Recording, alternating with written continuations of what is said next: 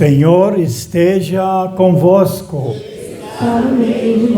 Proclamação do Evangelho de Jesus Cristo segundo Marcos. Glória a vós, Senhor.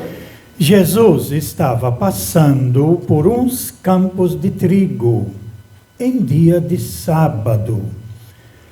Seus discípulos começaram a arrancar espigas enquanto caminhavam.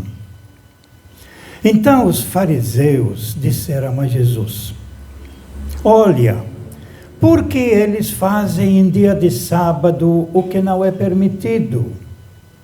Jesus lhes disse: por acaso nunca lestes o que Davi e seus companheiros fizeram quando passaram necessidade e tiveram fome? Como ele entrou na casa de Deus no tempo em que Abiatar era sumo sacerdote, comeu os pães oferecidos a Deus e os deu também aos seus companheiros. No entanto, só aos sacerdotes será permitido comer esses pães. E acrescentou: o sábado foi feito para o homem, e não o homem para o sábado. Portanto, o Filho do Homem é Senhor também do sábado. Jesus entrou de novo na sinagoga. Havia ali um homem com mão seca. Alguns o observavam para ver se haveria de curar em dia de sábado, para poderem acusá-lo. Jesus disse ao homem de mão seca: levanta-te e fica aqui no meio. E perguntou-lhes: é permitido no sábado fazer o bem ou fazer o mal? Salvar uma vida ou deixá-la morrer? Mas eles nada disseram. Jesus então olhou ao seu redor, cheio de ira e tristeza, porque eram duros de coração, e disse ao homem: estenda a mão. Ele a estendeu e a mão ficou curada. Ao saírem, os fariseus, com os partidários de Herodes, imediatamente tramaram contra Jesus a maneira como haveriam de matá-lo. Palavra da salvação. Glória a vós, Senhor. Aleluia, aleluia, aleluia, aleluia, aleluia, aleluia, aleluia.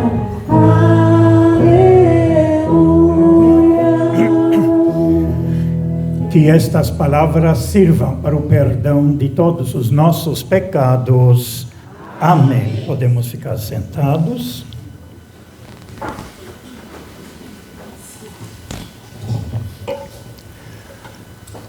Meus prezados irmãos, aqui da comunidade São João Batista, da Serventina, nós voltamos agora nos nossos domingos aquilo que a igreja na liturgia chama Domingos do Tempo Comum.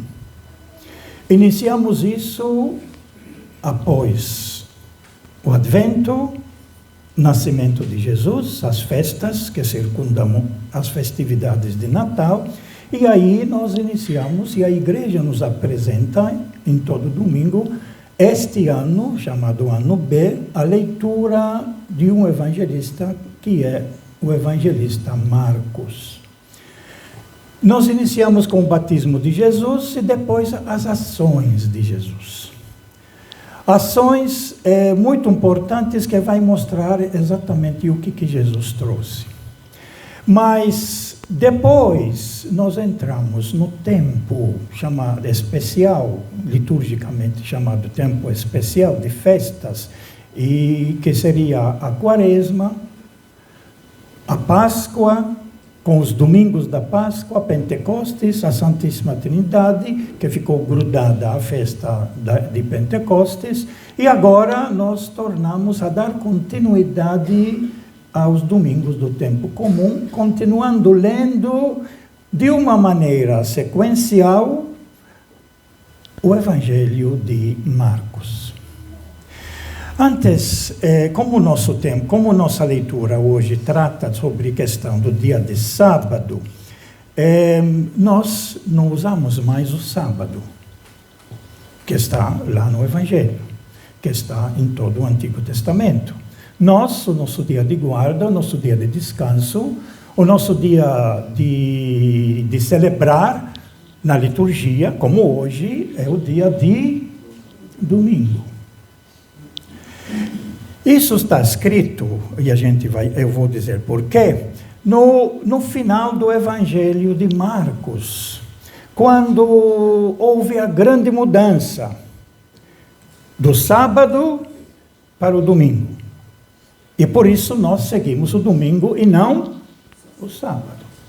Então, no capítulo 16 de Marcos, após Jesus ter sido morto, sepultado, nós celebramos isso recentemente, aí ele foi sepultado na sexta-feira. Sexta-feira, sábado, que era o dia santo para eles, para os judeus, não podia se fazer nada. E depois tem, então, o primeiro dia da semana, porque o sábado é o 7º dia da semana. A semana começa com o primeiro dia, que depois passou a ser chamado Dia do Senhor, e então o domingo. Então, as mulheres, diz aqui o texto, quando o sábado passou, que não podia fazer nada, as mulheres não podiam sair, não podiam ir visitar o túmulo. Quando o sábado passou, Maria Madalena, Maria, mãe de Tiago, e Salomé compraram perfumes para ungir o corpo de Jesus. E bem cedo, no primeiro dia após o sábado, ao nascer do sol, eles foram ao túmulo.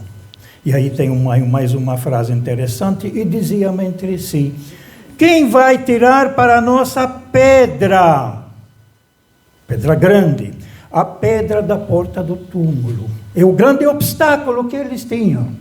Mas aí eles descobriram, a pedra era muito grande, mas quando olharam, viram que a pedra, que era o obstáculo para eles entrarem e ungir o Senhor, mas a pedra já havia sido tirada. O obstáculo já foi tirado. E a gente sabe que quem tirou esse obstáculo todo, essa pedra toda, que nos machuca no nosso sapato, os problemas nossos, quem tirou tudo isso foi Jesus.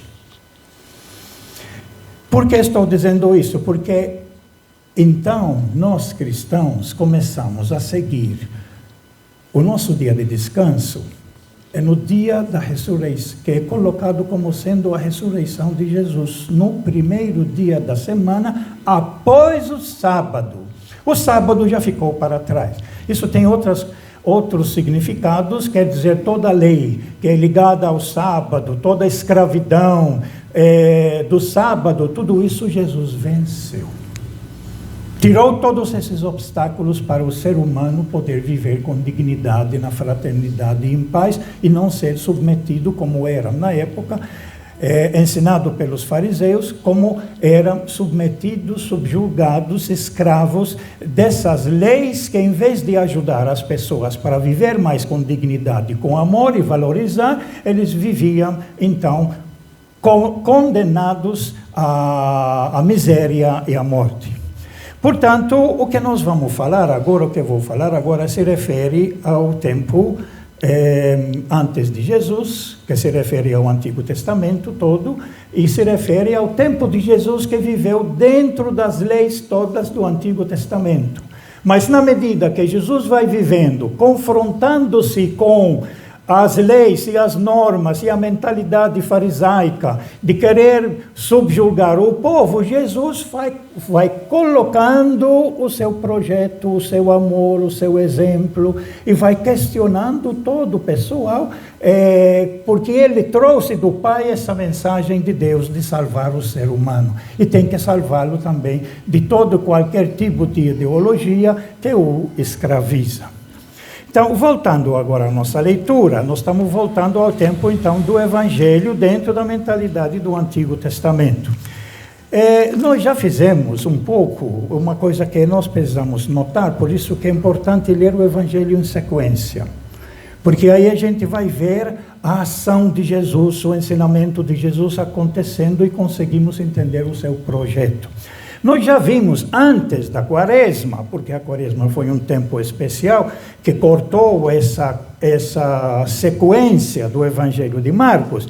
Nós já vimos, Jesus cura na sinagoga no dia de sábado, ele ensina e cura aquele homem com o espírito mau. Jesus cura a sogra de Pedro. Jesus cura outros enfermos, muitos enfermos que trazia na frente da sua casa.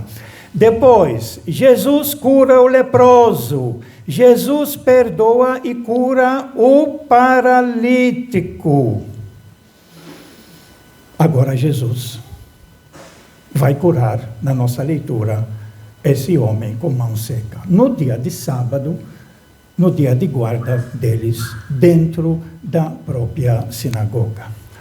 Então, para entender um pouquinho essa questão do sábado, a igreja colocou para nós aqui a lei que foi colocada. Essa lei que foi colocada de guardar o sábado para eles, né, para nosso domingo, não podemos esquecer.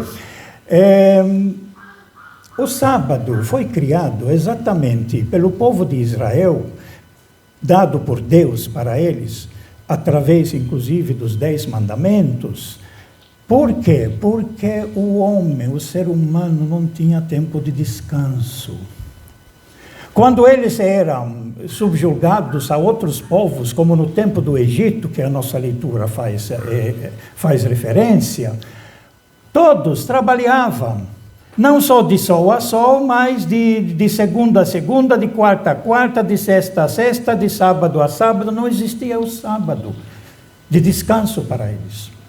E uma das novidades que foi introduzida exatamente nesse povo de Israel, que nós herdamos os princípios básicos deles, foi exatamente o dia conhecido como dedicação ao Senhor para poder descansar. E aqui a nossa leitura, ela faz referência exatamente a esse descanso. O 7º dia, aí na criação, se você for ler o texto da criação, você vai ver, Deus criou o céu, 1º dia, 2º dia, 3º, 5º, 6º. No 6º dia, criou o homem e a mulher, a sua imagem e semelhança. No 7º dia, diz Deus, descansou. Isso para mostrar que o ser humano, nós criaturas, criados à semelhança de Deus, também precisamos ter um dia para descansar. E aí foi colocado nos 10 mandamentos essa norma de descansar um dia por semana, no caso, no último dia da semana, o 7º dia, que é o sábado. E aí diz, o 7º dia é o dia do sábado, o dia de descanso dedicado ao Senhor teu Deus. Aí, veja bem o que ele diz para não fazer, que os outros povos todos continuarão fazendo. Os outros povos não tinham essa questão de descanso, era direto. Para o povo de Israel foi estabelecido, precisa descansar. E coloca Deus como exemplo, Deus descansou. O 7º dia é o dia do sábado, o dia do descanso dedicado ao Senhor teu Deus. Não farás trabalho algum, nem tu, nem teu filho, nem tua filha, nem teu escravo, nem tua escrava, nem teu boi, nem teu jumento, nem algum dos teus animais, nem o estrangeiro que vive em tuas cidades, para que assim teu escravo e tua serva repousem da mesma forma que tu. Essa frase aqui, então, ele está dizendo, se você vai descansar no dia de sábado, o seu servo precisa também descansar. Os animais também precisam descansar. Os estrangeiros que moram na sua cidade, assim como você realmente aceita e acha bom descansar mesmo um dia por semana, no sábado, os estrangeiros que moram na sua cidade também, como tu, precisam descansar. Todos.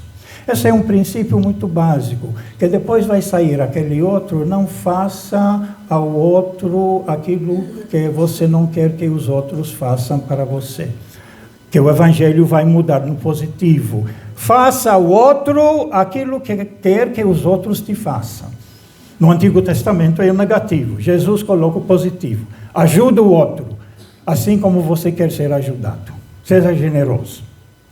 Mas isso é muito importante porque tem mentalidade, eu posso descansar, eu posso ter regalias. Agora, o escravo, não, ele é escravo, tem que trabalhar. Nós precisamos mudar essa mentalidade. Se eu quero que meu filho encontre um serviço, eu preciso me interessar também para que o filho do vizinho, da vizinha, do outro, também encontre um serviço. Esse é o que Jesus vai tentar nos introduzir e que já vem lá desde o Antigo Testamento. Portanto, a lembrança que ele coloca aqui na primeira leitura é essa. Lembre-te de que fostes escravo no Egito e você não tinha descanso. Você trabalhava de segunda a segunda. Direto. Agora que eu, com minha mão poderosa, te libertei da escravidão do Egito, e aí o livro do Êxodo todo para mostrar isso, agora você não seja como eles fizeram com você.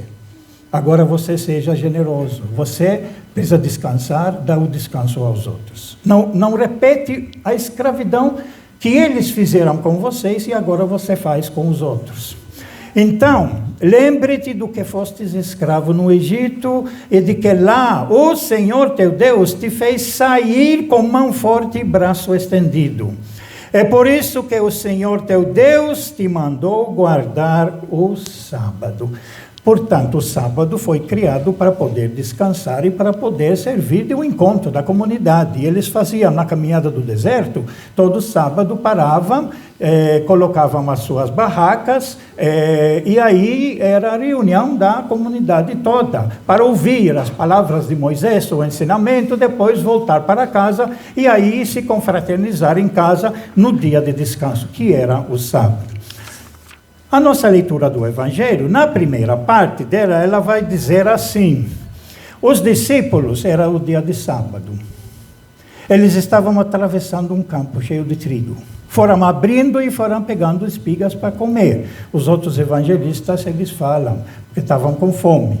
Então, comer, tirar espigas, que não era deles, era campo dos outros, possivelmente, como diz a leitura aqui desse grupo dos herodianos, que Herodes mantinha todas as terras nas suas mãos, mas eles entraram nesse campo e começaram a comer. Os fariseus, que sempre acompanharam Jesus para ver o que ele faz, observar o que ele faz, para poder anotar e depois, mais tarde, acusá-lo, como diz mais tarde a segunda parte da leitura. Então os fariseus disseram a Jesus: olha, por que eles fazem em dia de sábado? Por que eles fazem em dia de sábado que não devia trabalhar, não devia fazer nada? Por que eles fazem em dia de sábado o que não é permitido? Quer dizer, estão colhendo espigas, estão trabalhando. E ainda mais estão comendo aquilo que não é deles. É dos herodianos. Por que fazem nesse dia o que não é permitido? E Jesus vai responder com um exemplo tirado do Antigo Testamento, no tempo de Davi, no templo, quando o Davi e os seus companheiros, nos seus trabalhos de defesa da vida do próprio povo judeu, chegaram a um momento que não tinham comida. E foram lá no templo para ver se podem receber comida. Só que o que tinha lá era o pão de proposição, chamado, que era oferecido a Deus, e somente pode ser consumido pelos sacerdotes. E Jesus vai dizer isso. Por acaso nunca lestes o que Davi e seus companheiros fizeram quando passaram necessidade e tiveram fome? A fome é a primeira necessidade. Vocês sabem que quando a criança nasce, a primeira coisa, dá uma batida aqui na costa da criança, respira. Primeira coisa é o respiro, é o ar. A gente não pensa, porque estamos dentro dele. A gente pensa que a primeira coisa necessária é a comida. Não. Primeira coisa necessária é o respiro. É um alimento que sustenta todo o nosso corpo, que abastece todo o nosso corpo. Isso é dado gratuitamente. É pena que estamos sendo muito poluídos, tudo, e aí começa a causar muitas doenças. A segunda coisa necessária seria a comida básica, que não pode ser negada a ninguém. Não pode ser negada a ninguém, porque é através da comida que nós sustentamos, que nós vivemos, que nós crescemos, amadurecemos no nosso corpo. Porque sem o corpo não somos nada. Nada. Então, o alimento. Então, por acaso nunca lestes o que Davi e seus companheiros fizeram quando passaram necessidade e tiveram fome? Como ele entrou na casa de Deus, que era o templo, portanto, da época, ainda não tinha o templo grande, como mais tarde Salomão construiu, que é o filho de Davi. Mas nesse tempo tinha uma outra coisa que representava o templo, onde o povo chegava para fazer as suas orações e as suas ofertas. Como ele entrou na casa de Deus, no tempo em que Abiatar era sumo sacerdote, comeu os pães oferecidos a Deus e os deu também aos seus companheiros, coisa que não podiam fazer, como diz aqui. No entanto, só aos sacerdotes era permitido comer esses pães. E Davi comeu e deu aos seus companheiros. Por causa do quê? Diante da fome não tem lei nenhuma. Diante da fome, a única coisa é oferecer comida, oferecer alimento. Isso que todos os governos no mundo devem organizar, as sociedades todas, para que o povo todo possa ter dignidade, pelo menos, de ter um mantimento necessário, básico, para todo ser humano, sem exceção nenhuma. Não é só para a minha família, não é só para nosso povo, é para todos os povos, porque todos somos filhos de Deus, todos somos humanos e todos necessitamos do ar primeiro e depois do alimento. O resto, a educação, já vem em seguida para a formação. Então, Jesus usa esse argumento. Diante da fome, tem que dar comida. E é por isso, se eles estão no meio do campo, tiveram fome e tinham espigas para alimentá-los, então eles pegaram as espigas e comeram. Mas é dia de sábado, não interessa, comida não interessa. Na segunda, na terça, na quarta, na quinta, não interessa. Comida precisa sempre. Não tem dia para comida. O segundo caso que o evangelista nos coloca aqui, após todos esses outros casos que eu já mencionei, o que Jesus Cristo vem realizando, é quando Jesus agora entrou na sinagoga no dia de sábado. E aí, diz assim, havia aí um homem com mão seca. Normalmente, mão seca significa que não pode trabalhar, que não pode produzir, portanto, não pode ganhar o pão. Portanto, se não alguém te ajudar, você vai passar fome e miséria, vai morrer, ou vai ficar doente. Então, normalmente ficava na frente, para poder, como qualquer pobre, ficar na frente, me dá uma ajuda, me dá uma moedinha, me dá alguma coisa para me alimentar. E estava lá esse homem. Alguns, e aqui é muito importante, alguns observavam Jesus para ver se haveria de curar em dia de sábado, porque eles já sabiam que no primeiro milagre que Jesus fez foi dentro da sinagoga, foi no dia de sábado, que ele pegou o homem com o espírito mau e o curou. Agora eles já começam a seguir Jesus para ver o que ele faz. O evangelista está claro aqui a finalidade dos fariseus ao acompanhar Jesus. Não é para ouvir a sua pregação, não. Alguns o observavam para ver se haveria de curar em dia de sábado, para poderem acusá-lo. Jesus disse ao homem de mão seca, levanta-te e fica aqui no meio. Exposto agora, diante de todos. Vem aqui no meio. No meio ficava o ambão, lá na sinagoga. Não tinha um altar porque não tinha Eucaristia. A Eucaristia é de Jesus para cá, é da ressurreição de Jesus para nós. Tinha só o ambão no meio. Chama o homem lá de fora, vem aqui no meio. Subiu aqui no altar, todo mundo está vendo. Isso é coisa muito importante. Os doentes precisam ser expostos para serem conhecidos e serem ajudados. Eu visitei já muitas casas, nesses 50 anos que estou por aqui, de gente que coloca os seus doentes, e principalmente quando são mancos ou tem algum outro problema que não podem sair, nos piores lugares, escondidos. Isso é uma mentalidade, não é só brasileira. Na minha terra tem a mesma coisa.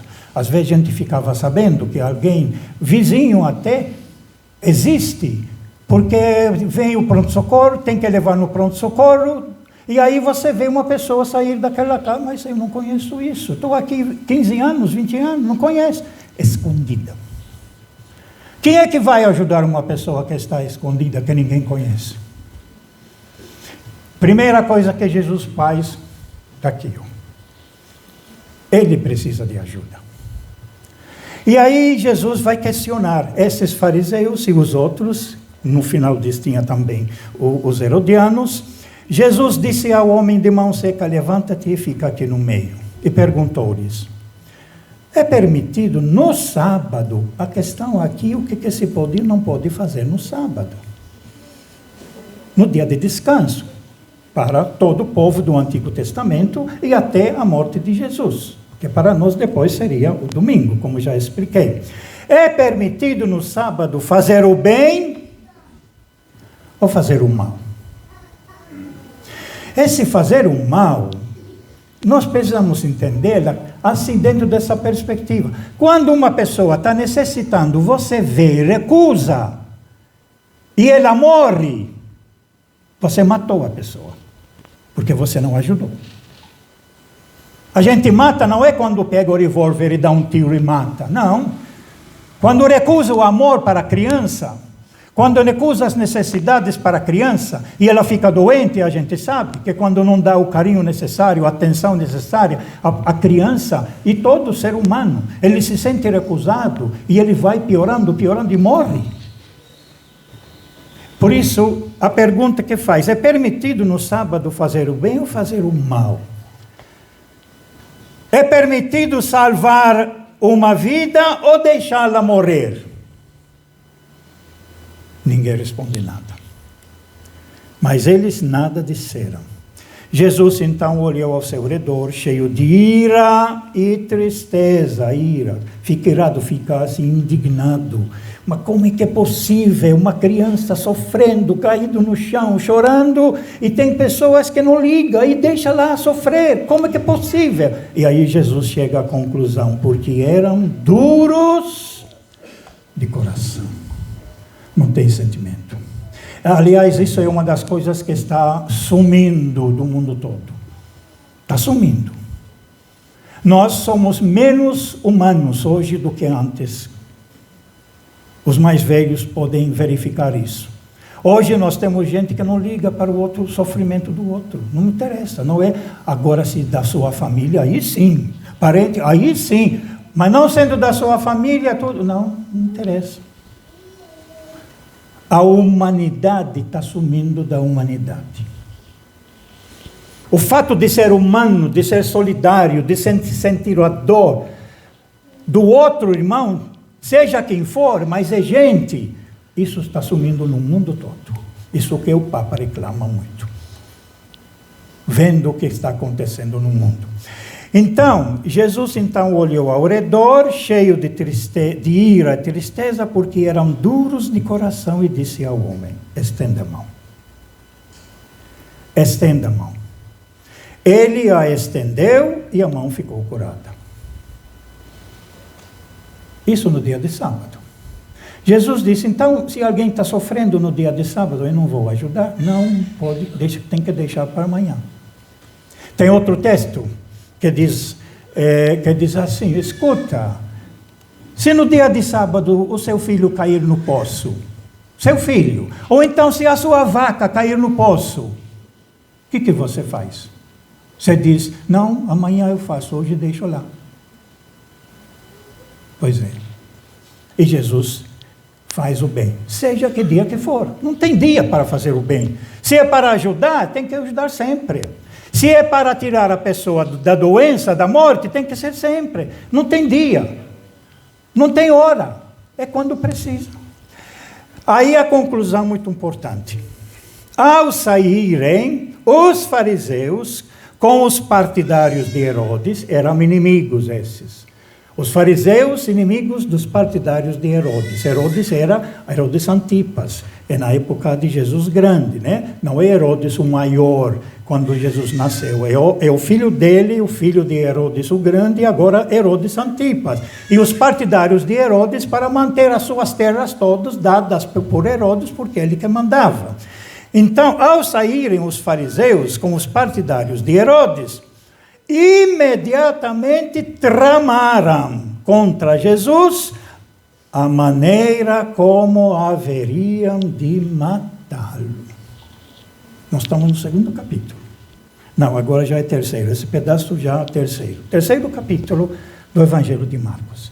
No capítulo 15 que vai acontecer a morte de Jesus na cruz. Mas já vem sendo preparado.